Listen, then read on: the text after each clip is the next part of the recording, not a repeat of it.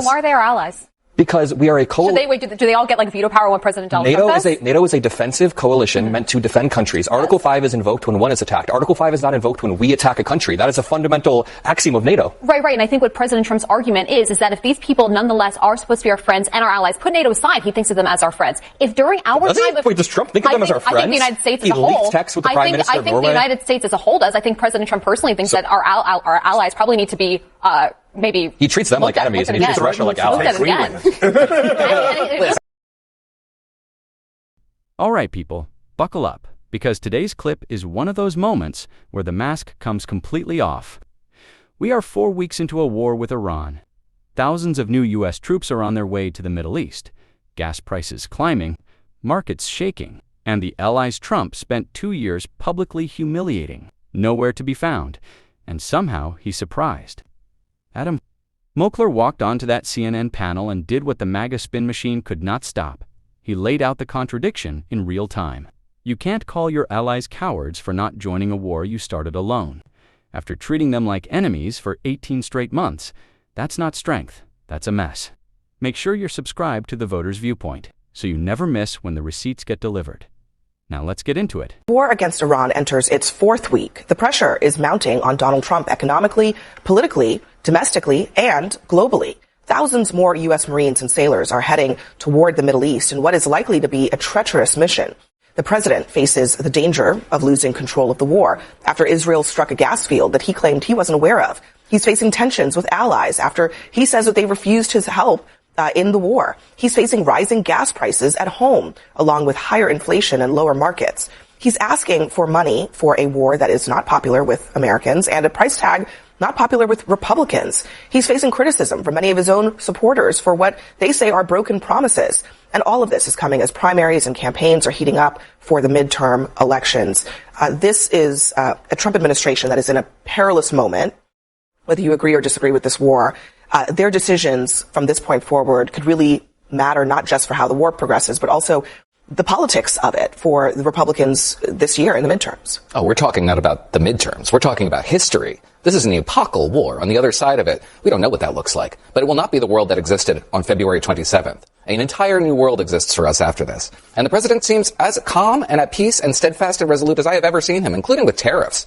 How he responded when he introduced those tariffs on Liberation Day in 2025 was very erratic. And he was easily moved by the polls and by pressure from Republicans and pressure from the markets. You think so? Oh yeah, he responded to the markets within weeks. The markets have been moving here in ways that the president has not reacted to. Okay. All right. Well, I will agree to disagree on that one. I'm not sure that he, I think he tried to stick by his guns on a lot of the tariffs, for example. But on this, I mean, you're right. It's going to be incredibly significant what he does. But every day we're getting a different story from Donald Trump about what he is doing.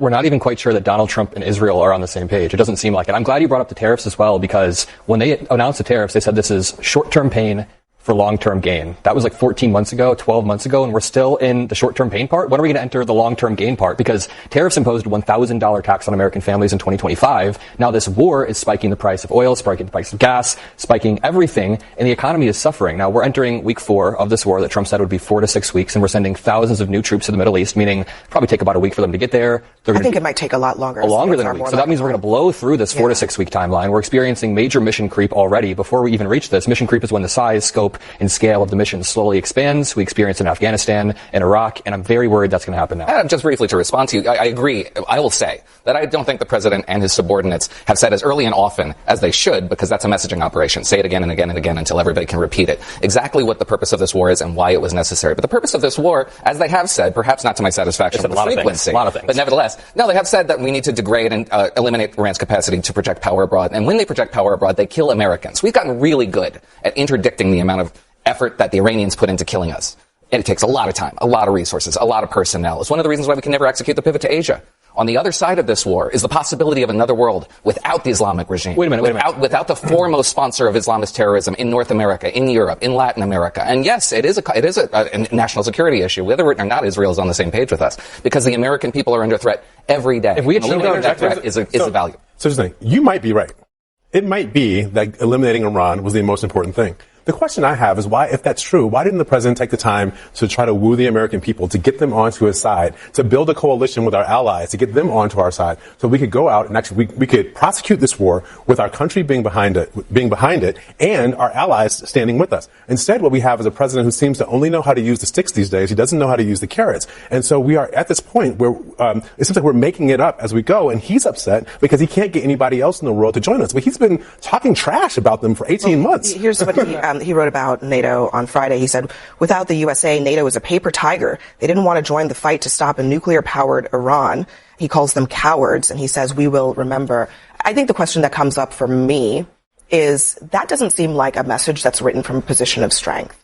If you have allies, treaty allies, that you then have to turn around and insult and reprimand and all of that stuff because you couldn't convince them to come along with you on something, that seems like a sign of weakness. I think it actually is the opposite. It's the fact that he's willing he can't get NATO to come along with him. First of all, it's the fact that he's willing to lose our allies because they so much don't contribute to our own efforts that he says, we don't need it. Take it or leave it. If we have them, great. If we don't have them, we don't need them.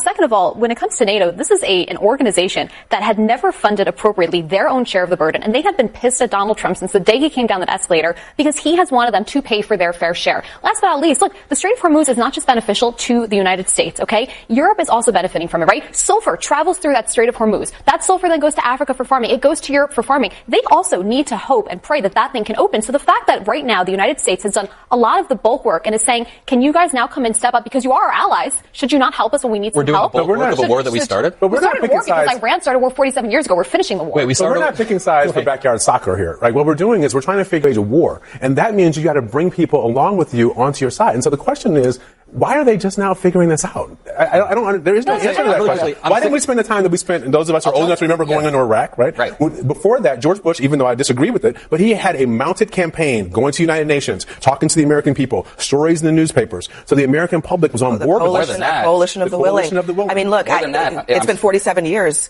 What's a few more months getting allies on board? Well, I'll tell you, this was an emergency exigency. This wasn't an 8-month build-up. Was it? Yes, it was. Because after Midnight Hammer, we had evidence, and I think the administration will recognize the opposite this week that they had evidence that they were not. She said, that they had evidence that they were not developing their nuclear program. What they have said, because they lack the resources to get that material out of the lightly irradiated tons of rubble that it's under, what they said is that they're building it with more speed and alacrity than we can build interceptors, ballistic missiles. And this was an emergency buildup because of the protests in December and January. That happened out of the blue. Listen, and then we got the regime that appeared weak. That ballistic missiles alone are a justification for war with Iran is not even an argument that this administration is making. They make it all the time. They were making the case yesterday. They were making the case that Iran was a nuclear threat and that we would never let them have a nuclear weapon.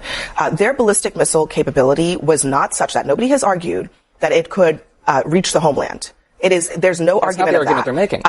Israel has been and remains in the zone of danger. But I guess I don't know that if you were to take that to the American people and say, Iran was building conventional weapons, ballistic missiles, and we need to go to war with them for the first time in 47 years, I'm not sure that would be a winning argument, which is why they weren't making it. They started making it again. Right before the war, but during the war and afterwards. And the argument is very clear that this is a missile capability that will deny us access so that we can't do another Midnight Hammer without experiencing unacceptable losses and maybe not achieving our mission results. The reason why this happened in 2 months is because we had a window of opportunity. The intelligence was there to hit their leadership, and we decimated their leadership. The regime was weaker than it had ever been, experiencing the worst protests they had ever seen. It wasn't an 8-month buildup, and it's looking like an exigency, an emergency contingency operation, because that is what it is. The contradictions here are endless. So in one breath, this is a 47-year war. It's been going on for 47 years. In the next breath, there was an imminent threat coming from Iran. And then the next breath, we were just trying to defang their nuclear capabilities. And then one person will say, we did defang the Iranian regime. But then Trump is now mobilizing thousands of more troops. So obviously this is going to be elongated and continue to happen. Here's a timeline regarding the Strait of Hormuz as I see it, because you guys were talking about it. Donald Trump claimed that he was going to assemble a group, a coalition, if you will, of powerful countries to escort ships through the Strait of Hormuz. He then realized, the same international community that I have been antagonizing for the past 2 years isn't going to want to go on a suicide mission through the Strait of Hormuz, which at its most narrow navigable shipping lane is 2 miles right off the coast of Iran. They can just lob missiles over. So it's a suicide mission. He realizes, they're not going to help me with that. And then the countries themselves say, we're not going to join a war we didn't even start. And then when I come on this panel, you guys are like, these countries don't want to help us finish the job. They didn't start the job. They didn't start any of this. Why are they our allies? Because we are a coalition. Do they all get like veto power when President Donald Trump does? NATO is a defensive coalition meant to defend countries. Article 5 is invoked when one is attacked. Article 5 is not invoked when we attack a country. That is a fundamental axiom of NATO. Right. And I think what President Trump's argument is that if these people nonetheless are supposed to be our friends and our allies, put NATO aside, he thinks of them as our friends. If during our time Wait, does Trump think of them as our friends? I think the United States as a whole. He leaked texts with the Prime Minister of Norway. I think the United States as a whole does. I think President Trump personally thinks that our allies probably need to be maybe he treats them like enemies and he treats Russia like allies. By force, if necessary. He threatened to take property from one of our allies. You know the funniest part about it? None of our allies could do a damn thing about it if he actually took Greenland. You know what? Here's the thing. Leadership. This is a question. This is not a question of. If it were just a question of who's stronger and who's not, then what would be the point of alliances? But it is a question of leadership. And again, as we were talking earlier about the president's inability to actually develop a coalition for something that presumptively is in the global interest, that seems to me like the clearest sign of the weaknesses of their ability to convince not just us in the layman world, but these are other countries they can share intelligence with of the actual objectives of this conflict. Yeah, I actually don't begrudge any European power that's a little miffed at how they've been treated over the last year, especially since they've been hearing from the Pentagon NATO should be an in-theater operation. Right. The alliance should be acting in Europe's interest and only in Europe, and then all of a sudden the administration comes around and says, hey, why don't you help us in West Asia? At the same time, however, we need their ships as escorts, not to conduct combat operations, to just be there. We have an ally that in this fight, which is the most capable, it's the most capable combat operation. It's not a suicide mission. We got to leave it there. Let's break apart what just happened on that panel, because what Adam Mockler exposed isn't just a bad week for the Trump administration. It is the inevitable, predictable collapse of a foreign policy built on ego, impulse, and zero strategic architecture. Start with the war itself, because the MAGA panel cannot even agree on why it's being fought. In the same conversation, Rothman and Lyman cycle through three completely different justifications without blinking. First, it's a 47-year war on terrorism. Then, it's an imminent nuclear threat. Then, it's about ballistic missiles. 3 different wars, 3 different objectives. Not one consistent argument. That is not a military strategy. That is a rotating set of talking points, and Mockler dismantled every single one in real time. Now, the coalition, or more precisely, the complete absence of one, Trump called America's treaty allies cowards, said NATO is a paper tiger, told them we will remember. These are not the words of a commander building a wartime alliance. These are the words of someone who already burned the relationships and is now lashing out because the consequences have arrived. You do not get to spend 18 months threatening to take Greenland, abandoning NATO commitments, and publicly humiliating European leaders, and then demand those same countries send their ships into the Strait of Hormuz, a 2-mile shipping lane sitting right off the Iranian coastline where missiles can reach with virtually no warning. That is not a diplomatic ask. That is asking people you just insulted to go on a suicide mission for a war they had no part in starting. Their refusal is not weakness. It is entirely rational. Mockler's point about Article 5 deserves to be heard clearly. It is a defensive commitment, triggered when a member is attacked, not a blank check for offensive wars launched unilaterally. Brianna Lyman, arguing these allies should show up because they benefit from the Strait of Hormuz, completely ignores why they aren't there. They weren't consulted, they weren't convinced, they were threatened and publicly humiliated. Alliances are relationships, and relationships require respect and consistency. You don't treat people like dirt for 2 years and then invoice them for loyalty. Then there's the economy. Tariffs already imposed a $1,000 tax on American families before a single shot was fired.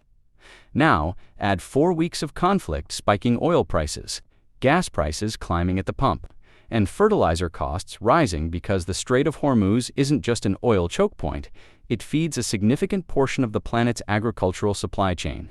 This administration called it short-term pain for long-term gain. That's the exact same thing they said about tariffs 14 months ago. We are still waiting, and that is Mockler's core point. There is no plan. Compare this to Iraq, not an endorsement of that war, but even Bush spent months building a public case, went to the United Nations, assembled a coalition. People were brought along. With this war, we went from midnight hammer to full-scale conflict in weeks. No congressional authorization, no coalition, no defined end state. A president who was reportedly surprised when Israel struck a gas field. That is mission creep before the mission even has a shape. And now, thousands more Marines and sailors are heading into a theater where Trump's own 4 to 6 week timeline is already collapsing. The bully and the crybaby dynamic is real. This administration projects strength through insults and threats, and the moment those tactics produce predictable consequences, pivots straight to grievance. Why won't anyone help us? The answer is in every tweet, every press conference, every moment this president chose humiliation over diplomacy. You cannot lead the free world through intimidation alone. Every serious president who came before understood that. This one doesn't, and the world is reorganizing itself around that reality in ways that will outlast this administration by decades. Our troops heading to the Middle East right now deserve a strategy, a coalition, a clear objective, and a president who did the diplomatic groundwork before deploying them. Instead, they have a president who had a meeting with Netanyahu and decided the dominoes would just fall. That is not leadership. That is a gamble with other people's lives. Hit that like button, share this with everyone in your circle who is paying attention, and subscribe to the Voters' Viewpoint, because we are not going to stop calling this out until the people making these decisions are held to the same standard as the people they send into harm's way.